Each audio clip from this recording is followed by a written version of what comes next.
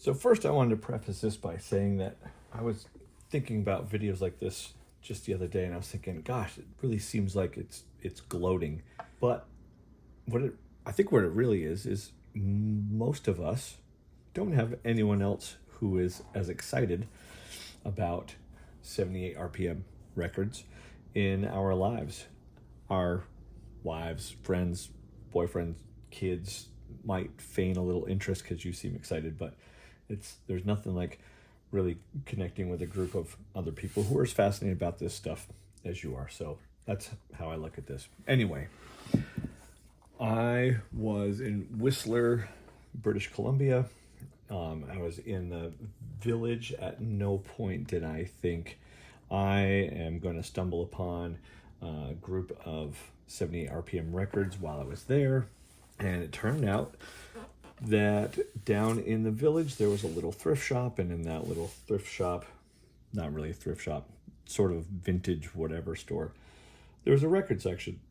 And there was sort of underneath all the records, there was this record album that 78 RPM Records had a price tag of $10 on it.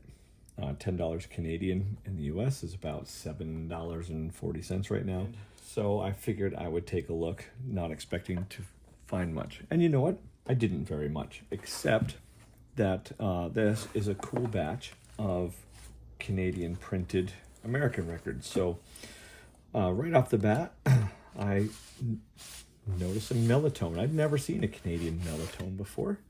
Pretty cool label. Of course, they're all Compo Company Limited, Lachine, Montreal, Canada. It's funny because I was on the complete opposite side of the continent, and yet Montreal is still the main hub of Canadian records.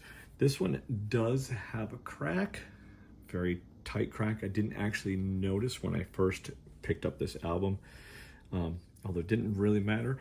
This was not the disc I was after.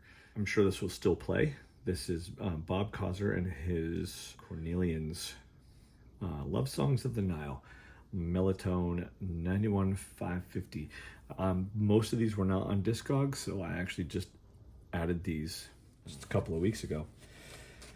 I don't know if what they say about Canadian pressings is for LPs is true for 78s, but they say that fewer records are pressed in Canada, and so therefore fewer stampers, and I'm not even sure that actually matters with 78s, but it's still pretty cool to find these Canadian pressings.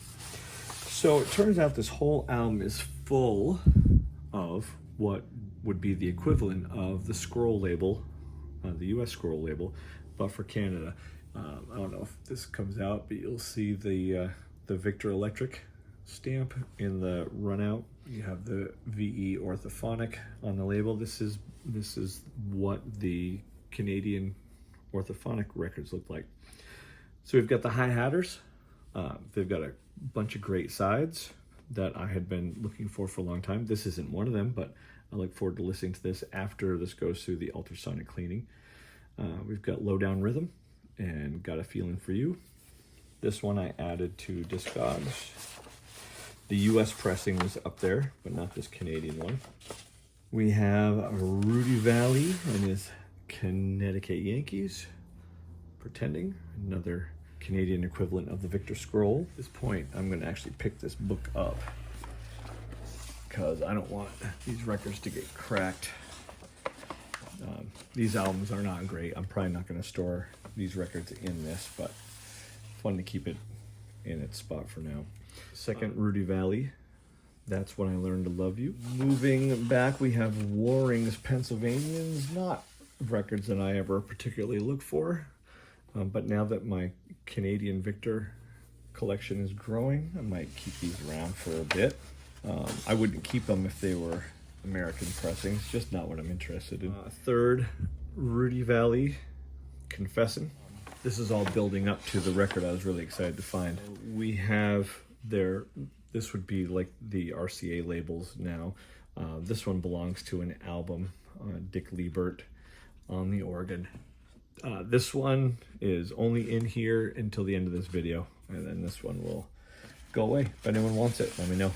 We have a very cool Glenn Miller and his orchestra, Kalamazoo. And then the record I was very excited to find.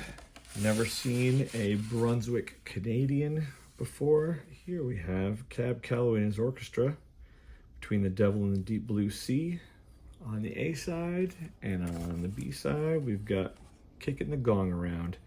And this record appears to be in fairly decent shape. Again, it will get an ultrasonic cleaning. I can fit about 9 to 10 records on at a time, and so I will do all of these at the same time, even that cracked Melotone, because my ultrasonic cleaner will not do anything any worse to it than life has already done. So that is my strange Whistler Village find. You never know where you're going to find a batch of 78s. See ya.